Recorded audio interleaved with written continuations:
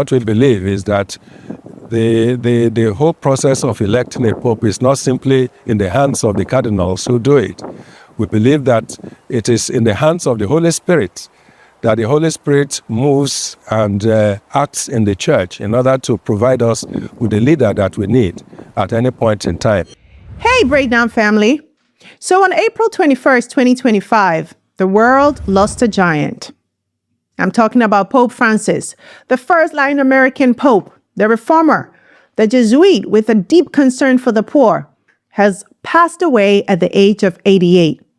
And now, for only the second time in over a decade, the Catholic Church finds itself at a historic crossroads. A new pope must be chosen. And for the first time ever, the frontrunners include 2 African cardinals. Yes, Africa, the continent that was once colonized in the name of Christianity, may now produce the next global leader of the Catholic Church. This is more than just a shift in geography. It's a potential transformation in global power, cultural influence, and spiritual leadership for over 1.3 billion Catholics worldwide. So today on The Breakdown, we're diving into the lives and legacies of 2 men from West Africa, Cardinal Peter Turkson of Ghana and Cardinal Robert Sarah of Guinea, who now find themselves at the center of one of the most consequential elections in modern religious history. We'll look at what this moment means, who's backing whom, and why the possibility of an African pope isn't just symbolic. It could signal the church's future in a rapidly changing world.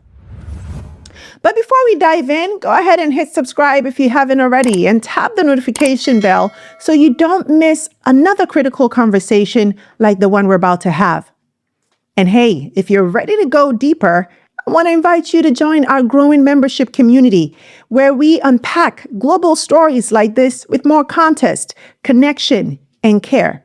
Just click join or check out the link in the description. All right, now let's get into it. An African pope is not a question of if, but when. My greatest wish is that the next pope be a black man. But if he isn't in the end, then I would like to see a white man who is a true leader.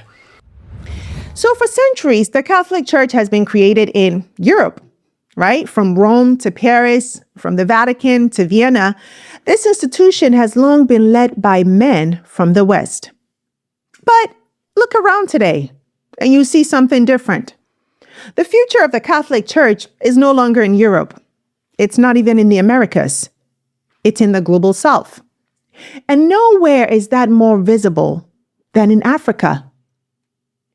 Here's what most people don't realize.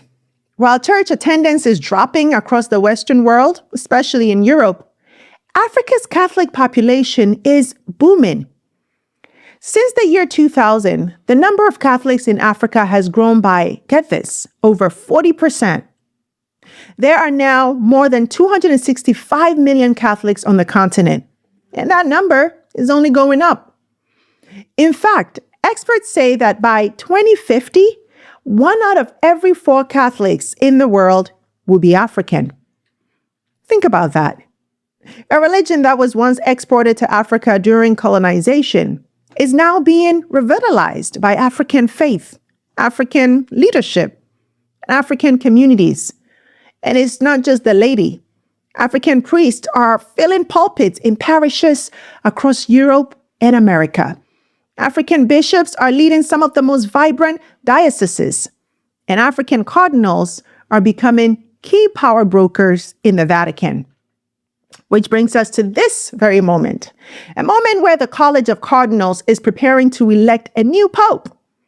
And for the first time, the numbers, the influence, and the spirit of the church are pointing south. Could the next pope be African? But here's the thing that we don't talk about enough. Yes, Africa may now be the church's fastest growing region, more Catholics, more priests, more passion, more growth. But this isn't new. Africa didn't just arrive at the church's doorstep. It's been there from the beginning. And y'all know I love referring us back to history. In fact, long before the Vatican became synonymous with white robes and Roman marble, there were African popes. There were African theologians. There were African saints who helped define the church as we know it now. But over time, that legacy was buried, first under empire, then under colonization, and finally under a Eurocentric system that made leadership look and sound like only one kind of power. So before we meet the African cardinals in the spotlight today, we have to understand the deeper story. Africa isn't knocking on the church's door, asking to be let in. It's reminding the church that it was already there. And it's time that the world remembered. So let's take a step back for a minute. For over 2,000 years, the papacy has served not only as the spiritual heart of the Catholic Church, but also as a symbol of global power, culture, and influence. But that power has almost always flowed from one direction, Europe. Of the 266 popes in history, 217 have come from Italy, 16 from France, 6 from Germany, and a few from modern-day countries like Spain, Portugal, Poland, and now Argentina, with the election of Pope Francis. But Africa? Only 3 popes in all of history have come from the African continent. And the last one reigned over 1,500 years ago. Let that sink in. 3 African popes, and all of them lived in antiquity, during the era of the Roman Empire. They weren't from Ghana or Nigeria or South Africa. They were from Africa Proconsularis, a Roman province that mostly covers modern-day Tunisia. First, Pope Victor I reigned around 189 to 199 AD. He was the first pope to celebrate the Mass in Latin rather than Greek, a move that helped shape the future of the Western Church. Second, Pope Miltiades, who reigned from 311 to 314 AD, and he oversaw the church during a pivotal time, just before Christianity was legalized in the Roman Empire. And the third, Pope Gelasius I, who reigned from 492 to 496 AD, and he was one of the most influential theological minds of his era. He was known for strongly asserting the Pope's authority over secular rulers. These men were not just African by geography. Many historians believe they were Black or of Berber ancestry, making them not only theological leaders, but symbols of Africa's deep spiritual legacy. But over the centuries, as Europe colonized the world and the Vatican aligned more closely with European power structures, the presence of African leadership in the papacy vanished. So if an African pope were elected today, no, it wouldn't just be a first. It would be a return to a time when Africa was not the church's periphery, but part of its beating heart. It would remind the world that African faith, African intellect, and African leadership shaped the church from the very beginning. And in an era where many still view Africa through the lens of poverty, war, and underdevelopment, this moment could flip the narrative. It could declare to Catholics and non-Catholics alike, Africa isn't late to the story. Africa helped write it. So now let me introduce you to the African frontrunners in the race to succeed Pope Francis. First, we have Cardinal Peter Turkson from Ghana. Born in 1948 in Western Ghana, Peter Kojo Appiah Turkson has spent his life walking a path few African clergymen have traveled. Raised in a devout Catholic household, he studied theology in both Ghana and the United States and earned advanced degrees in Rome. He speaks multiple languages, English, Fanti, Italian, and Hebrew, and is known for his intellect, humility, and global perspective. In 2003, he became the first Ghanaian cardinal appointed by Pope John Paul II. But that's just the beginning. Turkson isn't just a church leader. He's a global thinker. He served as the president of the Pontifical Council for Justice and Peace, and later as the head of the Dicastery for Promoting Integral Human Development, a mega department Pope Francis created to tackle everything from climate change to labor rights to migration. If you've read Laudato Si, the Pope's groundbreaking encyclical on the environment, Turkson helped draft it. He's been a voice for economic justice, climate equity, and the dignity of marginalized people, not just in Africa, but around the world. I just wish to invite to getting out of this atrophy, whether it's that of grinding figures or that of even making assumptions about faith positions. And invite you the complementarity between the two, seeing that both science and faith have the same subject matter, the same subject, the human person. When we talk about science, at the end of the day, it's about the human person. And when we talk about faith and religion, who practices it is a human person. So seeing that we have the common subject matter in both domains, should we not realize the impact of separating one dimension of knowledge and operation of the human brain from the other? He's addressed world leaders, he's collaborated with scientists, and he's urged the Catholic Church to engage more boldly with global inequality, calling out both political corruption and Western exploitation. But here's what makes Turkson a unique contender. He's a moderate, right? Not radically progressive, not staunchly conservative. He straddles that line. He's upheld traditional church teachings on sexuality and gender, but he's also embraced many of Pope Francis's reforms, especially those aimed at inclusivity, social justice, and dialogue across faiths.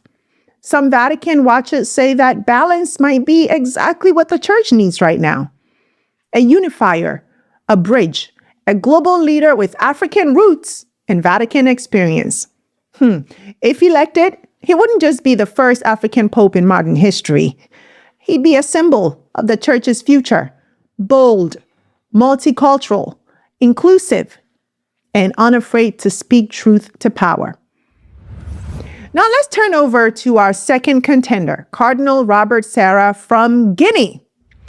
If Cardinal Turkson represents the church's progressive bridge, then Cardinal Robert Sarah is the standard bearer for tradition. Born in 1947 in Oris, a small village in Guinea, Sarah's journey to the Vatican is nothing short of remarkable. He became a bishop at just 34 years old, the youngest Catholic bishop in the world at the time.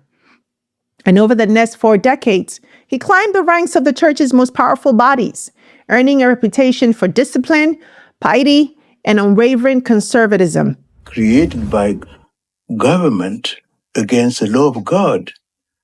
That is the thread of liberty, the thread of worshiping God. Recently, through the pandemic, draconian restrictions on the Mass were widely accepted without objection. Certainly, it is good to protect human life, but not to consider what was given up. That is hardly to live at all. Sarah isn't just conservative, he's a leading voice for a return to the old ways. He served as the prefect of the Congregation for Divine Worship and the Discipline of the Sacraments, where he championed a more reverent, line-based liturgy and called for silence, solemnity, and sacred mystery to return to Catholic worship. He's been critical of what he calls the Western spiritual decline, and has made it clear, in his vision, the church must stand firm, not adapt to modernity. In his books and speeches, Cardinal Sarah has warned against secularism, same-sex marriage, gender ideology, and even aspects of interfaith dialogue he believes dilute Catholic identity. To his critics, he's rigid. To his supporters, he's a prophet. They see him as a man unafraid to defend Catholic doctrine, no matter how unpopular it becomes in the modern world. But don't be mistaken, Sarah is no puppet of the West. He's spoken powerfully about the dignity of Africans, the need for moral leadership in global politics, and the exploitation of the global South. He once said, Africa has its own identity and mission in the church. We are not the church of the future. We are the church of now. And that's what makes his candidacy so intriguing. A traditionalist with revolutionary clarity. An African leader calling not for reform, but for revival. He's beloved by conservative Catholics around the world. And if the conclave leans toward restoring older forms of Catholic practice, Cardinal Sarah could be the one they turn to. But his age, now 79, and his polarizing positions may also work against him in a church increasingly shaped by Francis' legacy of openness and reform. Now let's unpack how the next pope will be chosen, what political and theological dynamics are at play here, and how both Cardinals Turkson and Sarah fit into that picture. Here's how it works. When a pope dies, the Catholic Church doesn't just mourn, it moves. In the coming days, 138 cardinals under the age of 80 will gather in Vatican City for what's called a conclave, a centuries-old process that is equal part sacred ritual, global power play, and high-stakes politics. They'll pray, they'll deliberate, and then, behind locked doors, they'll vote. No cameras, no media, no leaks. Just men in red robes casting ballots until one of them reaches the required 2/3 majority and becomes the next leader of 1.3 billion Catholics worldwide. And this is where it gets interesting, because this isn't just a vote for a spiritual leader, right? It's a vote for the direction of the church. Will the cardinals choose someone who will continue Pope Francis' legacy with his focus on humility, inclusion, and care for the people? Or will they pivot back to a more traditionalist pope, one who prioritizes doctrine, discipline, and theological conservatism? That's why the candidacies of Cardinal Turkson and Cardinal Sarah matter so much. Turkson is seen as a bridge candidate, faithful to Catholic teaching, but open to engagement with the modern world. Sarah is viewed as the conservative guardian, ready to push back against secularism and return to what he calls authentic Catholic identity. And while both men are African, their visions for the church could not be more different. But let's widen the lens, because while Cardinals Peter Turkson and Robert Sarah are frontrunners, they're not alone. This is a global contest, and the names being whispered across Vatican halls reflect the ideological and cultural tensions playing out across Catholicism. Here are a few of the other contenders making headlines. You have Cardinal Matteo Zuppi from Italy. He's the current Archbishop of Bologna and head of Italian Bishops' Conference. He's known for his alignment with Pope Francis' vision, progressive on social issues, and deeply pastoral. If the church wants continuity, Zuppi's name is on the short list. Then you have Cardinal Luis Antonio Tagle from the Philippines. He's charismatic, youthful, and beloved in the global South, often called the Asian Francis for his humility and social justice focus. He currently serves in Rome as prefect for the evangelization of peoples, and he's one of the most internationally positioned leaders in the church. And then you have Cardinal Jean-Claude Hollerich from Luxembourg. He is a Jesuit like Francis and one of the leading voices pushing for reform on issues like sexuality and inclusion. He advocates for LGBTQ+ dialogue and changes in church teachings, making him a hero to progressives, but controversial among traditionalists. Then you have Cardinal Peter Erdo from Hungary. Now, he is a more conservative figure grounded in theology and doctrine. He is seen by some as a compromise candidate, firm on faith, but less polarizing than Sarah. He brings European gravitas with an Eastern touch. So what's at stake? Each of these cardinals represents a possible future for the church, one rooted in the global south, where faith is alive and growing, one driven by traditional values, facing pressure from modernity, or one shaped by inclusivity and reform, responding to decades of scandals, declining Western attendance, and calls for transparency. That's the real contest happening here. Do the cardinals double down on Francis's vision of a church that walks with the poor, embraces dialogue, and opens its arm to the world? Or do they pull back toward certainty, order, and tradition? And if they choose someone from Africa, will it be Turkson, the diplomat with reformist instincts, or Sarah, the guardian of orthodoxy? But don't forget, papal elections are notoriously unpredictable. Pope John Paul II, he was a surprise choice from Poland. Pope Francis, the first Jesuit and the first Latin American pope. So, could the cardinals shake things up again and elect a pope from Africa? Maybe. Because here's the thing.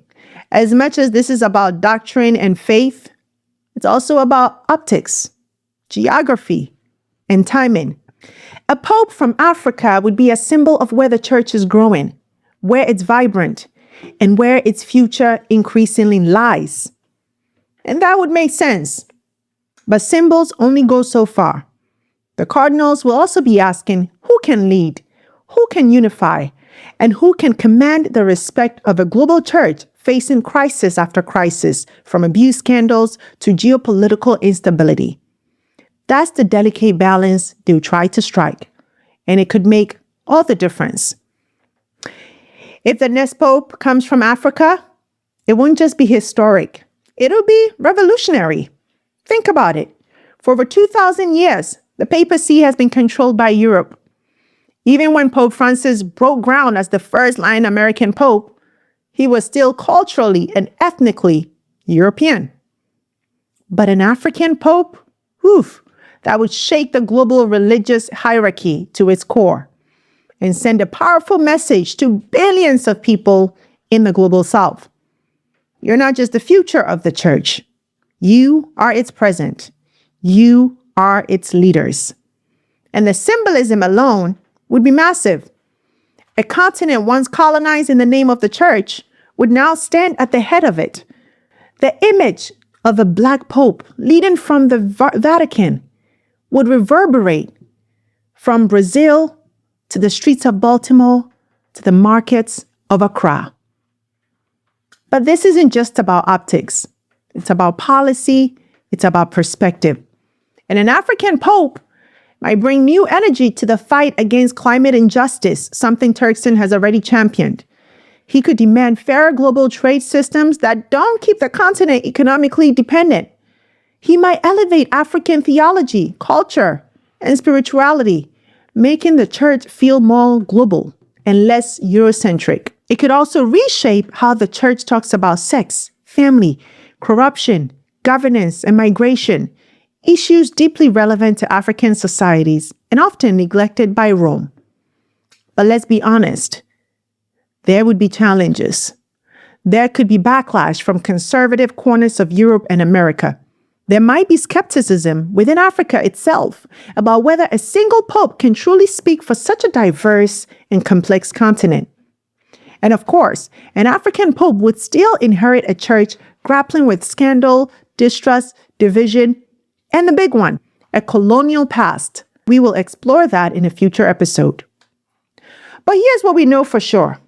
Africa has already saved the church from decline. It's provided priests, believers, energy, and vision at a time when faith is fading in the West. So maybe it's time the leadership reflects the life. Maybe it's time the center of Catholicism shifts towards the people who are still deeply committed to it. Maybe, just maybe, the next pope won't come from Rome, but from Accra or Conakry. So, my people, where do we go from here?